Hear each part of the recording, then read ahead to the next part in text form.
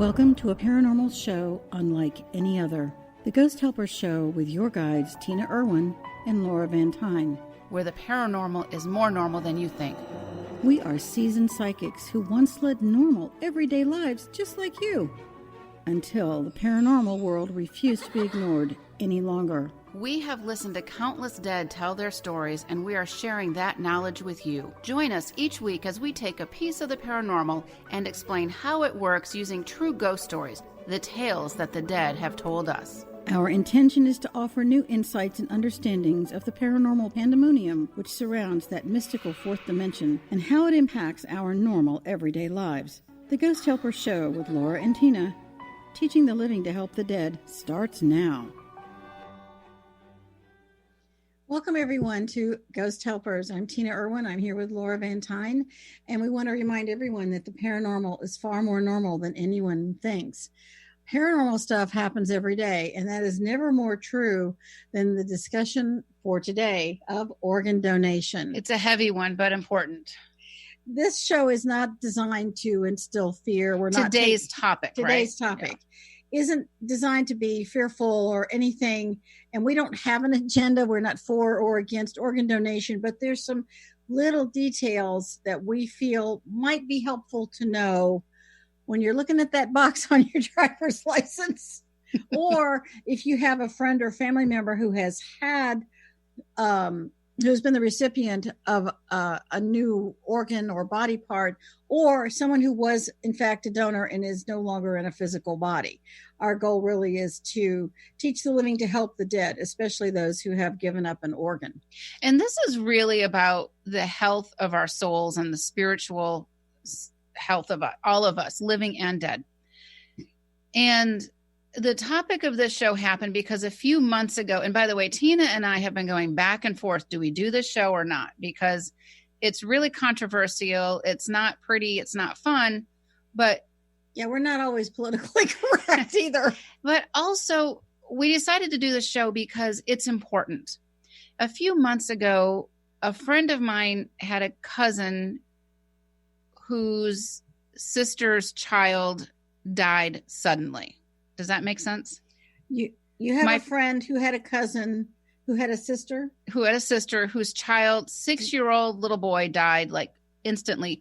Totally healthy kid, nothing wrong with him. He ended up having like some respiratory infection, like we all get like a cold or whatever. And this kid ended up dying. And my friend called me because this little boy is now with her and she's panicking. She can sense and see him, and she can sense him and get a sense of him, but she couldn't see him. So she wasn't sure what was really happening. So she called me because the parents had donated this child's organs. And because in their moment of grief, they want to make sure that other parents may not have to deal with what they've had to deal with. And that's the death of a child. And it's very noble on the outside. But what we have to think about is the health and well-being of that soul. Just because we leave our body doesn't mean our soul automatically crosses over. Or knows what to do. Or knows what to do, especially, right, children. And it was rather horrific, but I'm going to kind of skim over some of these details. What happens when, and this is not the first organ donor we've crossed over a lot of them, is that the body is brain dead. And then the surgeons come in and extract the organs that are needed. But what happens is that silver cord isn't necessarily cut. And we're going to go into detail on that a little bit later on the show. So this little boy is now, he felt the organs being removed from his body because he wasn't fully dead yet. And now he can't cross over because he doesn't know what to do. And he was freaking out. He was scared. He was lonely. And I'm not saying this to be mean or cruel. It's just a fact. Let's back up just a little bit. For a person to donate organs, not bone or tissue, but physical organs, kidney, liver, lungs, heart, pancreas, some of the major ones, the person has to be brain dead but the body is still alive because you have to have blood flow to the organs before the surgeons remove the organs. That's why we say that the body's still alive. It has to be, because as soon as the person flatlines and there's no more blood flow, there's no more oxygen in those organs, the organs immediately start to deteriorate, and the probability that they will be viable for another person, it drops dramatically. So they don't want to do that. So that's why she's saying that the person still has to be alive. And the subconscious of the soul, the person who's dying, whether it's a child or an adult, had no idea what this was going to be like when this was going to happen. It's an altruistic thing to do, right? I mean, it's altruistic for the family members, and even an adult has no idea what's going to happen. And so a child doesn't know what to do at death anyway. I mean, we've said that 1,000 times. Most adults don't have a clue, certainly not a child. So that's why this child is just, he is pinging among friends and family members. And also those organs. And he was in a panic mode. He didn't know what to do, where to go. He was looking for his mommy and daddy, all of this stuff. And for some reason, he connected on to my friend. And so we were able to fully cross him over. Because otherwise, when you are dead, the silver cord, which lives in the heart, is cut, then you can travel with the speed of thought, which means you ricochet among every person who receives an organ or a body part. And you have to remember that the human body can provide 52 body parts, including bone, tissue, tendon, all that kind of thing. Can be donated. All those things can be donated. So that soul is ricocheting among the people who still have living parts of himself and his family members, because he's completely confused. See, we crossed him over, and I'm grateful to have had that opportunity to help him, and the many other organ donor souls that we have crossed over. It's a really big deal to cross them over, and organs are needed. We know that, and hopefully with technology we can change the way we do business. Hopefully we will never have to be in a position where we are waiting for an organ, and that horrible conundrum that you know someone's going to have to die for you to have like a kidney and a pancreas, or heart and lungs, or a heart. There's no living heart donors. Unfortunately, yeah. The only two organs where the person can be alive and donate are kidney. You can live with one kidney. Ironically, some people are born with 3 kidneys. Yeah. And when you donate an organ, or someone receives an organ, the current organ you have that's failing is not removed from the body. So if you have 2 failing kidneys, you're going to have a third one. And I'm not sure what happens with hearts, but I know that kidney and pancreas, they leave the original organs in place for that person. And so there's just a lot of details that go with this. We hear about organ donation all the time. And if you've ever been to the, DMV, no matter what state you're in, there's always going to be a box to check. Do you want to be an organ donor? Because if you're in an accident and you die suddenly, you're brain dead, then that's an opportunity. So I remember when my kids were all getting their driver's license, for every single kid, it was pushed so hard to be an organ donor. And normally we don't talk about our personal preferences or our beliefs or whatever, but I had to say no for all of my kids. And I'm with because they're minors. They're 16 years old getting driver's licenses. No, no, no. And in each case at the DMV, I must have said it 5 or 6 times to the various stations that we go in, because my kids are minors. I'm in charge of them. And I have personal experience of what this is like, and I do not want that for my kids. That's just my preference. It doesn't make me good or bad or right or wrong. And somebody who else that checks the yes box doesn't make them good or bad or right or wrong. It's just my preference. So at the DMV, there's always people pushing it there, and it sounds great on the surface. It really does. And If you don't choose to do that, that's a personal choice based on a lot of factors. And so Yeah.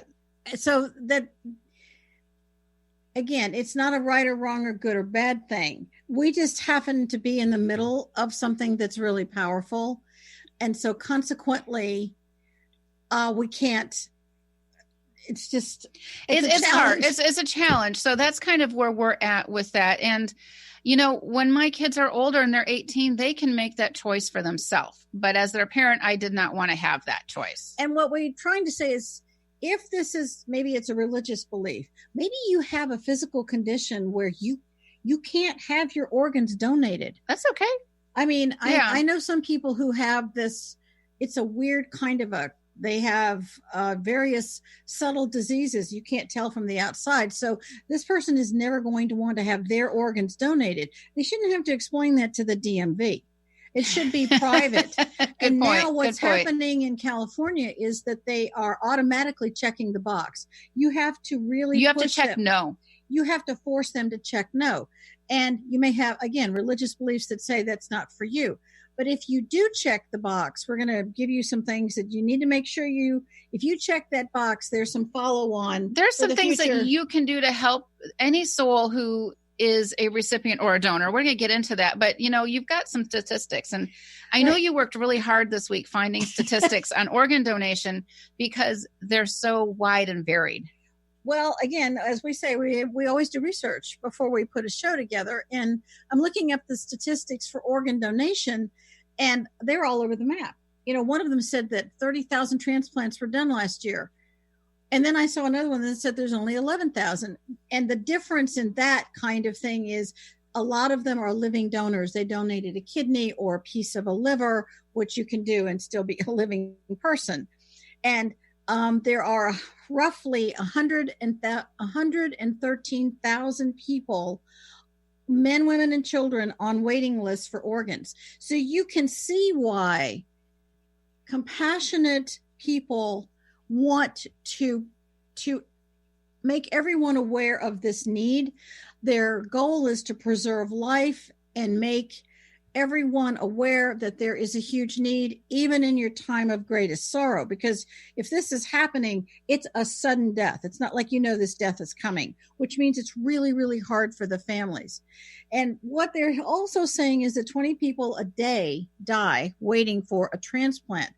The most common organs are kidney, liver, and kidneys are primarily because of diabetes, but it doesn't have to be. But kidney and pancreas, if you just get a kidney, because kidneys fail pretty spectacularly with diabetes, you know, type 1 and type 2. But if you just get a kidney, you're still going to be a diabetic. If you get a kidney and a pancreas, you won't be a diabetic anymore. So those double organ transplants are becoming more of a common thing.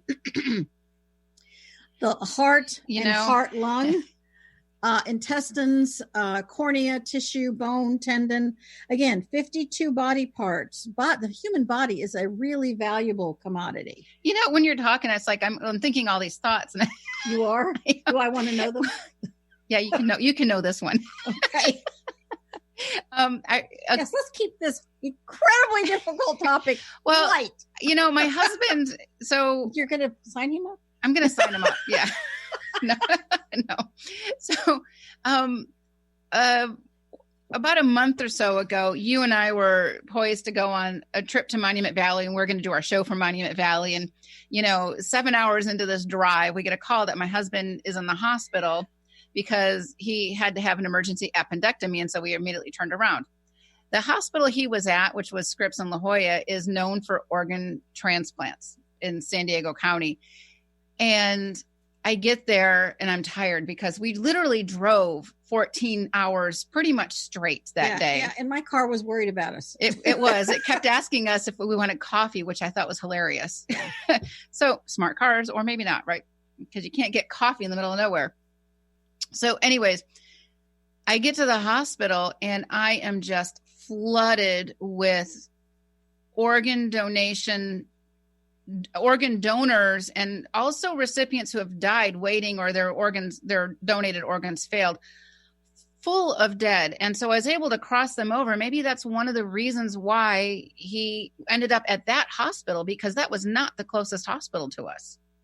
Yeah, it wasn't. And it was like, it was exhausting work to keep. Poway had a water problem. So the hospital was shut down, which sent you to La Jolla. Yeah, exactly. And my poor husband had to drive himself there with a pancreatis or appendix pain. Not cool. But he made it. He made it.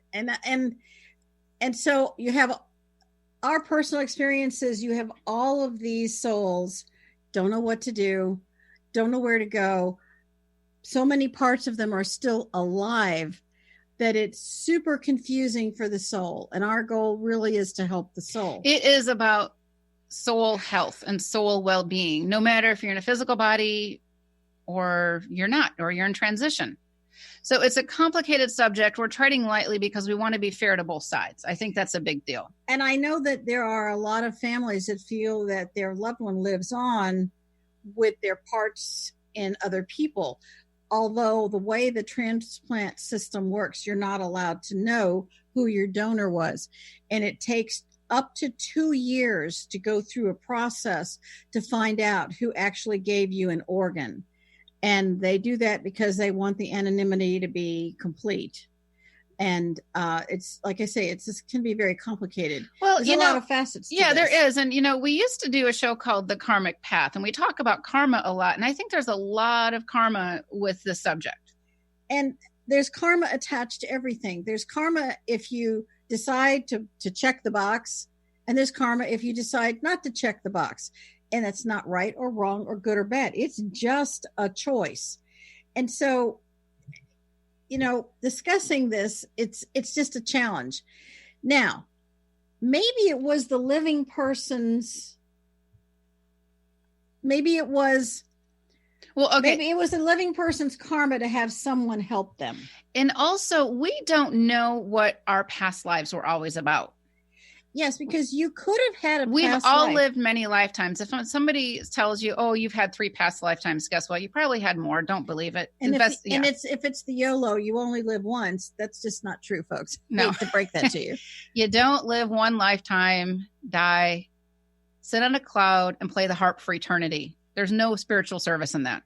No, unless you like harp music. And then there's the other element to karma of taking good care of the body, and an unfortunate number of transplants are because of suicide. Someone takes their own life, and that's a very low frequency in a body. When you commit harm against yourself, that's a really low frequency, because it's a huge level of depression. So you're putting organs that have the cellular memory of a tremendous amount of depression in the body of a person whose frequency is low because they're facing death. So, we actually have a course on understanding, options and organ donation, for people who have loved ones who have donated organs, and for people who are recipients, so that we can give them more information, more knowledge, and help them so much more. And so when you die and someone donates your organs, whether you knew this was going to happen or not, whether it was your intention or not, let me assure you, after you have died and they're taking your organs, it's not what you thought it was going to be. It's very different than you could have imagined. I'm going to be blunt, and that is the donor does feel the pain of the harvest. And I'm not saying that to be cruel or vicious or to make anybody say I'm not going to do this, but they do feel the pain. And that's just an honest answer. And I know that the physicians say that they don't. The soul, the subconscious is aware of what's happening because, again, the person is alive. The subconscious never sleeps. So the subconscious is aware of what's happening. So that is now part of the soul experience and the soul memory. And eventually there will come a point in time with three-dimensional printing. They're already doing 3D hearts, and then they are attaching the stem cells for hearts. And the heart is the easiest one to replicate. And we're making progress in this. And right now I feel like we're in a transition, right? Between technology. We will in my lifetime, we will see that we won't be needing human beings to die for someone else to live. And I think that's coming. And this is a transition part. And the karma of souls who did donate those organs it's a really tremendous thing. And that soul may not realize it at the time. That's not foremost on their mind. Maybe one of those recipients is able to live so they can complete a mission or a soul purpose to help others. We don't know. We never know what's happening behind the scenes. And maybe there was some sort of a karmic contract with these different people that you're never going to know. The soul is never going to know. And some karmic balance is completed with this. And we talk about when we incarnate here, we incarnate in group karma, family karma.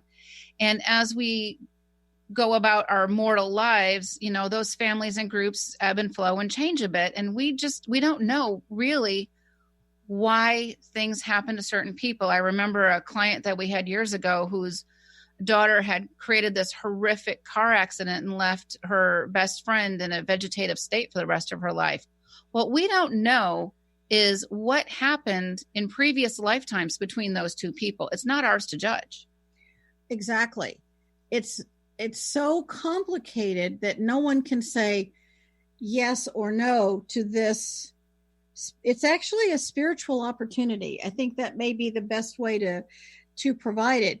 And it's a spiritual opportunity for the souls whose organs are donated, and a spiritual opportunity for the family who is rising to the occasion of their most horrible nightmare. And they're trying to turn something horrible into something positive. That was the case for my friend's cousin's kid. They were trying to make the best out of a horrible situation. They didn't want any other family to feel the grief that they were feeling. And that's very respectable. It's noble. It is a noble act that a family does in their time of greatest sorrow. Huge, their heart is breaking. It's also an opportunity for the recipient to look at their life. They have been given a second chance. And some people receive organs more than once, because if you don't take really good care of the organ or cross over the donor, hint, hint, then that organ has the potential to fail. That's really complicated. Yeah. But we're creating a course on, how to help an organ donor or recipient. So we're creating a course on that. If you want to find out more, shoot us an email, and we're going to get that link up there probably in the next week. But you can follow us on Facebook at Ghost Helpers. You can, follow us on Twitter and Instagram. And when we come back, another reason why we did this show is because Tina has a brother who is a double organ recipient, and she's going to be sharing what that was like for her and her family to be, have this brother whose life was saved, and all of those little factors, because this is important to discuss. It's personal. It's personal. Very personal. And it's complicated. And we never think it's going to happen to us. Is that fair? Yes. When you were a little kid and you guys were running around, did you ever think, oh, my brother's going to need some organs someday?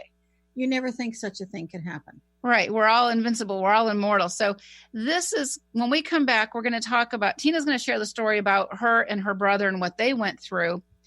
A lot of fascinating details there. And we're also going to share with you how you can cross over an organ donor, because it helps the living and the dead. And with that, you're listening to Ghost Helpers on Transformation Talk Radio, and we will be right back.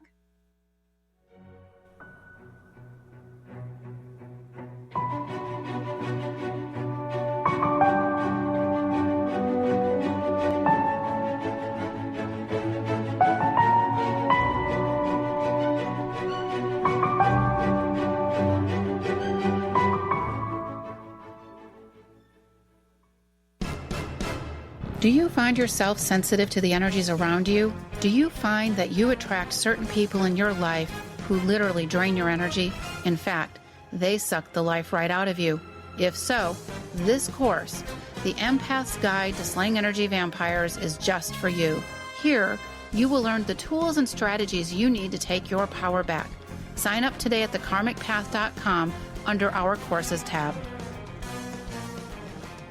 Tune in to The Truth is Funny with Colette Steffen each Wednesday at 8 a.m. Pacific, 11 a.m. Eastern on TransformationTalkRadio.com. This hit show will have you thinking outside the box and riding the wave of infinite potential. Join Colette on the Higher Self Network, inspiring listeners to shine their brilliance and ensure success while roaring with laughter as they recognize the humor of the giant cosmic joke. Visit thetruthисfunny.com. Your money is your creational energy. When you feed your wealth back into what you love, it signals your choices and returns to you. Tune in to Money Momentum with host Karen Baines and learn the truth about the widely misunderstood creative energy that is the cash in your pocket. Realign the things you can't see to get the results you can see. Listen every month for a whole new hour on how to get the money already aligned to who you are. For more information on Karen and Money Momentum, visit soulwhispers.uk. How do you feel? Just okay? Well, how about you tune in and get ready to be more with the Healing Hour with me, Doc Martin, every third Wednesday at 11 a.m. Pacific on TransformationTalkRadio.com. I'm ready for your questions, and I can't wait to help you find the answers. Every month, we'll have a new live call-in show with innovative topics and a powerful hour of healing. To learn more about me, visit DrSharonMartin.com. See you there. I'm going to be here. You won't want to miss it. Have you lost a loved one and would desperately love a sign to prove that they are okay? Here's a tip for you. Be curious. Keep an open mind about everything. The proof will come from the most unlikely places. The messages promise to challenge your current beliefs and what you've been taught. Accept and appreciate all, no matter where they come from. I'm Angie Corbett-Kuiper. I would love for you to share your signs from beyond on my closed Facebook page, Beyond Grief.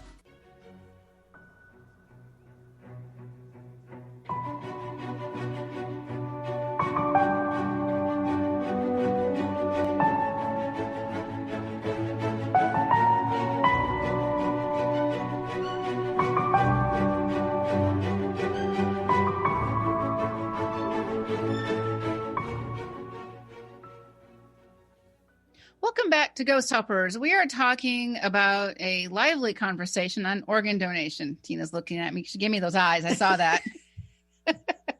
We're talking about organ donation. And in this last half, Tina's going to share the story of what she went through with her brother and her family as an organ recipient. And we're also going to share with you how you can help somebody who may have been an organ donor or recipient to cross them over and why that's so important. Again, it's all about soul health and soul well-being. Okay. Take it away. All right.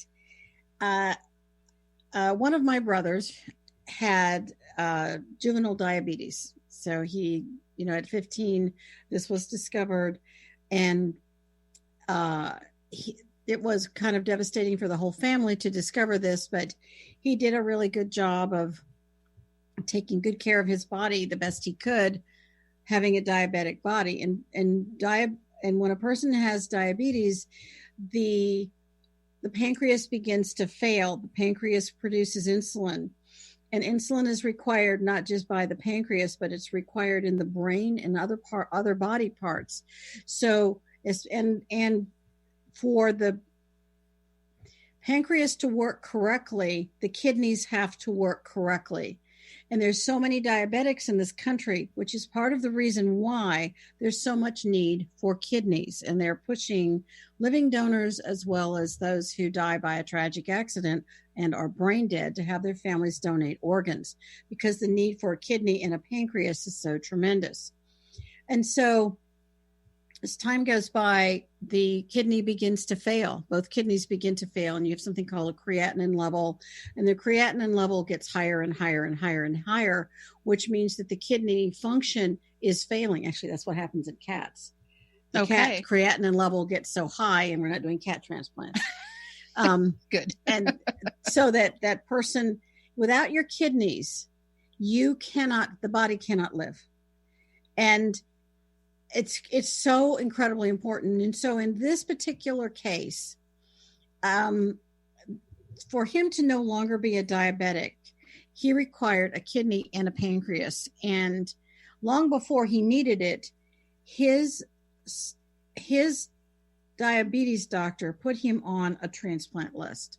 Did he know that? He didn't know that. Oh, interesting. That was quite a surprise. And he did eventually go on dialysis, and it was a really challenging situation.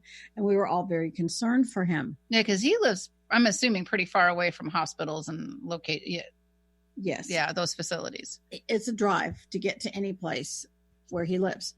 And so because of that, he was always kind of on notice, and he knew things were beginning to fail. And the body, without the correct insulin balance, even as hard as you work sometimes, time takes over. And so about 12 years ago, he got a call one day that said that they had organs available for him.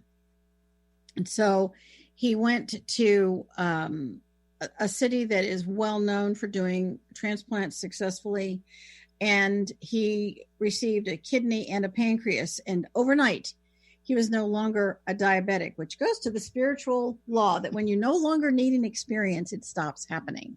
And as you say that, it can happen. That's just, it sucks sometimes, right? Having to hear that, but it's true. It is true. Yeah. Cord. All right. So I'm sorry to interrupt, but yeah. And a miracle did happen for my brother.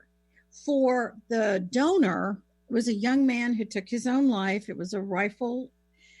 It was a gunshot, and the family had to make an agonizing decision. A quick one. It's right? A quick one because, again, the body has to be kept alive, although the person is brain dead and there's no function and there's no hope they're going to come out of it.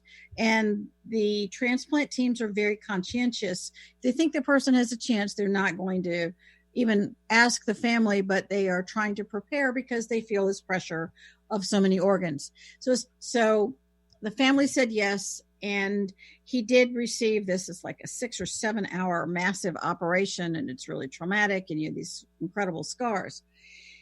And he comes out of it, and we get a phone call that this has happened, and he's just having a really hard time in recovery, and the day after, and then the day after that. And they can't understand. I mean, it's just a really difficult situation. And I finally am able to get him on the phone. And he's telling me all this. And I said, well, of course, you didn't cross the donor over. The donors, I can tell you right now, I can feel he's really angry. And he said, is that what I'm feeling? I'm feeling this enormous rage, and I should be grateful. And I said, it's not your rage. You're feeling the soul for whom this happened. And it's very traumatic for the soul. And yes, he is officially dead now. And you have the organs of a very angry person and a person who was extremely depressed. So I think we need to find this person. And I said, I know you feel terrible physically. I mean, you've just had this massive surgery and it went well, but it wasn't perfect. And we worked together, and he was able to talk to the donor. Did you cross them over right away, or did it take time? Well, it was 3 days after the surgery. All right. It was only 3 days. Okay. And I could feel that this donor was pinging among everyone who received organs. And when we were able to find him, which we did, and spoke to him, and my brother was able to express gratitude directly to the soul, which was astounding and miraculous. It's a highly unusual situation. And then I brought in angels. And by the way, anyone listening can do this to their family member or to the donor, person who gave those organs. Bring in angels with massive healing blankets to heal that soul. Because how do I bring in an angel? You just say, Almighty God, I am requesting angels of healing for my loved one from whom we donated all these organs, we now want to focus on our loved one, and we're asking that he or she receive healing, or my child, and that they be crossed over. And you can say the crossing over prayer. If you specifically want the crossing over prayer for organ donors, email us and we'll give it to you. There's a new book coming out on all different types of prayers, and this is one of them, and we'd be happy to send you a PDF of that. Yes. If you know of somebody who is an organ donor or a recipient, go to ghosthelpers.com and contact us, shoot us an email, and just ask for that, and we will absolutely send that your way. And I think that the thing that was really, he told us so much. It wasn't my first time talking to organ donors. I'd done it before, and they are always surprised. They're stunned that this happened to them. They can't even believe they died, much less that they can still see that their organs are alive.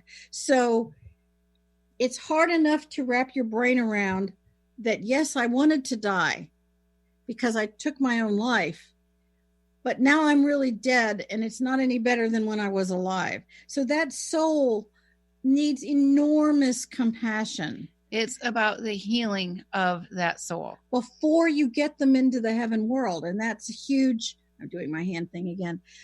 That's just her Italian's coming out. Go ahead. Huge element of service and compassion for those souls. And as soon as we crossed him over, the ricochet element, my brother had to go in and have a follow-on surgery because they were convinced that something else had happened, but they went in and everything was fine. And after that, he began to recover faster and faster and faster. And in fact, now he is the poster person for successful transplant. And 12 years later, they think they only last 12 years. His organs are in astounding shape. And one of the times, I think in the last 2 years, he was seeing the transplant doctor because they're always doing follow-up. It's a lifelong. It's a commitment. It's a commitment. Mm-hmm. When you have someone else's organs, it's a commitment because your cellular memory and the cellular memory of the donor are different. They're not the same. So now you have rejection, and because the donor is ricocheting among all of the recipients and they're angry. So that's part of the reason for rejection. So he's having a conversation with the transplant surgeon who's going, you're doing so well. And he says, well, I'm going to tell you, doctor, why. Because my sister and I crossed over my donor. And we believe that if you cross them over, you're going to feel better. And you know what his surgeon said? No. He did not bat an eye. He says, we know that. If we could get everybody to cross over all of the dead, it would be a difference. I'm thinking, why don't you do it? Well, and here's the thought, though. If they know that, they can't mention it because science and spirituality for some reason are in different buckets. But the doctor says it's all about spirituality. So how did that manifest? There are some organ recipients who are on 40 different rejection drugs. It's insane. But my brother's on 3, which is apparently the lowest you can be on. And there's no sign of rejection. After 12 years, those organs are in great shape. And now, what effects did my brother have? You've got some interesting little side stories. Okay. Because the donor was a depressed person, you now introduced a depressed frequency pair of organs into the body. That is a challenge. It's a cellular memory thing, as you were saying. A cellular memory thing, which a lot of surgeons know. And that's a reason for rejection. There's a really good book on that, too, we were just discussing. The Biology of Belief by Dr. Lipton. Dr. Bruce Lipton wrote an amazing book called The Biology of Belief, because we want to marry science and spirituality because there's really no difference. And this surgeon was so honest. He said, I believe you completely. We have seen that. Our recipients who've crossed over the donor, they just do beautifully. And we feel really strongly about this. So now here's the next issue. My brother is carrying the cellular frequency of the donor. And this donor liked junk food, but he was berserk for Fritos. My brother was eating practically a bag and a half a day. He couldn't get enough Fritos. And that's not him. No, he has never, it's like maybe you have them once or twice. You take them camping and you can, they're a fire starter. You can light a Frito, it'll start a fire. I did not know that. Yeah, there's so much fat in Fritos. I know you can put like a lot of dip in it or something. Oh, no, and he couldn't get enough of them. And there were other things that he could feel about this person. And he never felt shadowed anymore. And a lot of recipients feel like there's somebody looking over their shoulder. But the most astounding thing happened. My brother has had brown eyes as long as I've known him. And in the last 4 years, his eye color changed to a vivid, unmistakable green. And that blew me away. I hadn't seen him in a year or so. And I went, oh my God, where did you get green eyes? And he said, I don't know. I woke up one day and they were green. Oh my gosh. Wow. This is completely freaky. Does he know what color the donor's eyes were? Yes, because it took him almost, I think, a year and a half. He went through the process of connecting with the family that gave him donated the organ, and he thanked them. He was actually on television thanking the family, and he did find out this guy was just nuts over Fritos, and he did have green eyes, and there were some other things, and that's a really good example of cellular memory. Yes, because even though we cross the donor over, the cellular memory still lives, and the cells have to be able to reproduce themselves, and they need the cellular memory to do that. It's sort of like an algorithm that you got to have to keep replacing the cells. And this is part of why when you're a recipient, they're looking for somebody who's a like match. It's one of those reasons. That's part of the reason, but they can't go. I mean, there's never going to, only an identical twin is going to be an exact match. And so I think that one of the big takeaways was that the gratitude we felt to the family, my brother was able to actively express. And then he was able to actively express that gratitude to the donor and cross him over, which enabled my brother to have a far more successful recovery over the years. Did the family of the donor know that you guys crossed him over? Or just doesn't come up in normal conversation? It didn't come up in normal conversation. I'm just curious. It just didn't come up. And it helps them to heal because that donor is not standing, on their shoulder all the time. A ghost is a soul who is stuck between dimensions. And when you're stuck, you're going to hang on to the living, period. And it's going to affect and influence the living too on subtle levels and sometimes not so subtle levels. Yeah.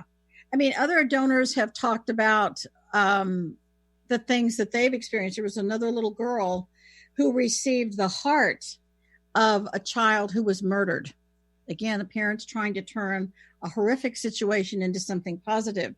And the ghost of the little girl told her who murdered her, what he looked like. She gave the exact description of the car, every detail. This is a very well documented story. Talk about life after death. And unfortunately, no one knew to cross that little girl over, but they were able to arrest the murderer. Find the murderer. They found and arrested the murderer based on what this recipient said. And the seed atom of the soul lives in the heart. So when a person receives the heart and the seed atom of the soul of another person, a lot of things, they have the highest level of change within them. Some of them can speak new languages, love cooking, all their food preferences. It's as if the memories of who you've always been are kept inside your heart. And in doing the research, we came across an article about a guy named Terry Cottle. And in 1995, he committed suicide by shooting himself. And this guy's heart was donated to another man named Sonny. And a year later, Sonny had met, the guy who committed suicide's wife, and they ended up getting married. So he received the guy's heart. Yes. So he's got the seed atom of the soul of this man. I don't know how he met his wife, unless a widow. Unless they, the donating party agreed to meet, Right, this person, exactly. right? Because it's a big deal. It is a really big deal. So this guy kills himself. The new guy gets the heart. He marries The widow. And in 13 years later, in 2008, this heart recipient killed himself in the same way that Terry did in 1995. He shot himself. What was that about? Well, you have cellular memory. And again, you're taking a depressed person's heart and putting it in the heart of another person. And chances are that the first man who committed suicide was not crossed over. Of course not. So you now have this ghost that's standing by you all the time. There's 3 of you in the marriage. And he's with your wife now, right? You both have the same wife, basically. Yeah. And it's likely that his heart was so emotionally depressed, and he became in resonance with the first man who killed himself. It's a very bizarre. I mean, you can find all these stories. There was another woman who had all these cravings for chicken McNuggets and beer and chocolate and green peppers, stuff she would never eat in her previous beer, life. Chocolate, and green peppers. I can't make this up. And okay. And in her dreams, night after night, she could see this man coming to her, and he told her his name, and she said, "I keep having these dreams." So she was able to contact the transplant team and said, you got to let me know, is this the name of the guy? And they said, yeah, that's who your donor was. So we know that the ghosts of the donors are hanging around and ricocheting, because they can travel with the speed of thought, among all of these recipients and their friends and family. And by traveling along the speed of thought, if I'm thinking of my loved one who hasn't crossed over, they're going to come to me. That's exactly right. And they can't, even if they see the light, because so much of them is still alive, they haven't crossed over. That is a huge challenge. Again, that's the whole point of this show. And there's nothing more intimate than having another person's parts. Right? I mean, it's not like you're swapping car tires. Is that what you're thinking? Yeah. It's not like you're getting, it's such an intimate experience. And you're grateful that you get to live. And it's a conundrum, because you're living because someone else died. And maybe the only way you can wrap your brain around that is to appreciate that there was karma involved. And you don't have to understand the karma that was involved. Just accept that it was, and make sure you do. A lot of times that karma is well above our pay grade, as you like to say. Exactly. It's maybe we don't understand it, but maybe you can enhance your karmic path and do an enormously compassionate act by crossing over the donor. And if you don't have anything else, use the crossing over prayer on ghosthelpers.com. Under crossing over prayers, it's free. And there's also, if you go to ghosthelpers.com under the crossing over prayers, if you go to the upper right, there's a drop down of crossing over prayers for suicide, for murdered loved one, and also for animals and pets, because it's really important to cross over animals and pets as well. And we had somebody write into us a week or two ago asking about that. Yeah. Especially with the Australian fires going on right now. It would be great to have everybody projecting their consciousness onto Australia and helping those animals to cross over. Yes, because when you say a prayer and you project it to a location, you can send it with the speed of thought. You don't have to physically go to Australia and pray. It doesn't matter where you are. It's based on Einstein's string theory. Again, marrying science and spirituality. So we know that this situation is fraught with a lot of medical follow-ups for years. For the rest of your life, you're going to have follow-up from this. But now we're looking at the 3D printing option. And what they're beginning to do is, instead of taking skin and bone and tendon and ligaments from cadavers, because you can be dead and donate those. It's a strange concept. They're now able to print these, bones and tendons and ligaments, and then wrap them with the stem cells of the person who needs it. So it feels like their own. They're doing, and it has your own cellular memory in it too. It has your cellular memory, and they create a medium, and then they attach the skin, And it's just like growing a plant. You kind of feed it and it begins to grow and populate all over that bone. But you can 3D print a heart valve, a whole heart. And as you populate it with your heart cells, it takes on the form and function and the memories of your seed atom of the soul. Your heart would then be wrapped around that. And apparently and they're doing a lot of experiments with that, because eventually we won't need someone to die for all of these people to live. It's a brave new world that's coming, and sometimes technology can be really amazing. In fact, what they're doing in all this research that I did. I know you did the lion's share of the research by far. In fact, I want to say 99%. I think I sent you one little blurb, but I was doing other stuff. You were doing other stuff. It's a partnership. We don't all do the same thing. What they are discovering with liver and kidney cells is that those organs they're soft, and they have a very complex matrix that creates that tissue and function.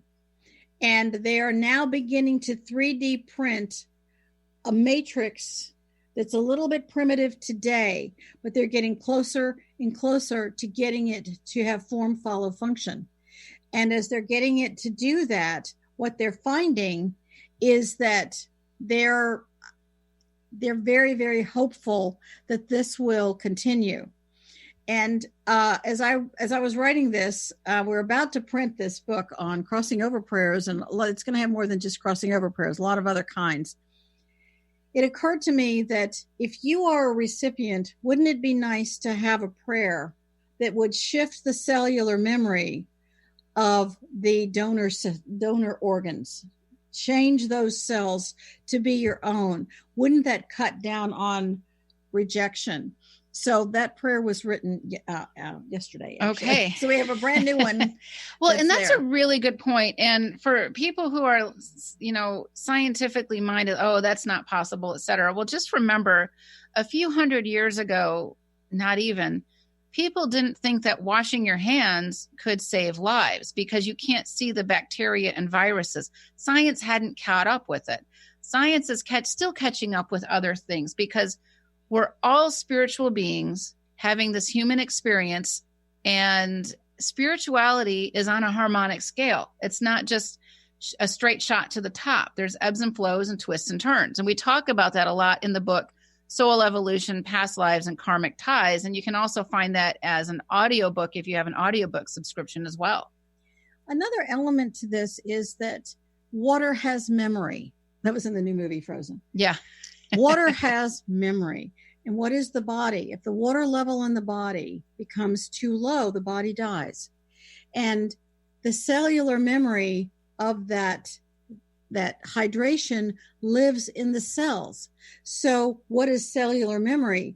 But it's the memory of the water that lives in our cells that makes us who we are. It defines personality. And I think it's fascinating when you look at organ donation that the memory of an individual lives in the cells, and you, as the recipient, you feel and sense and have cravings and abilities.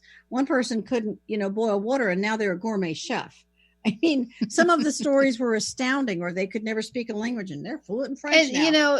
There's a lot of stories out there, but you did a lot of fact checking also. So there's a lot of fake news out there. We know that. So you did a lot of fact checking. Well, I a lot went of on research. the UNOS website, and I still couldn't figure out what UNOS stands for, but UNOS is the overarching authority for all organ transplants in the United States. They look at proximity. They manage the lists. They are the overarching, and a lot of these stories and this information comes from the UNOS website. So if somebody wants to know more about it, they can certainly look at that up. I would also suggest Bruce Lipton's book, The Biology of Belief. And I think with that. All right. So be sure to follow us on Facebook, our Facebook page, Ghost Helpers. You can follow us on Instagram and Twitter. Go to ghosthelpers.com, send us an email from there, and we can send you the crossing over prayer for organ donation recipient, because It's about the soul's health, living and dead. There's no right or wrong answer on organ donation. And the bottom line is that we must help the soul because it helps the living and the dead. When you cross over the donor, it helps the recipient and their families, and also the families of that person who had died. So with that, you are listening to Ghost Helpers. Thank you for spending time with us. We want to thank Benny and Zach, our producers, for all the help they have done for putting this show together. And check out our books and courses at ghosthelpers.com. And we'll see you next week.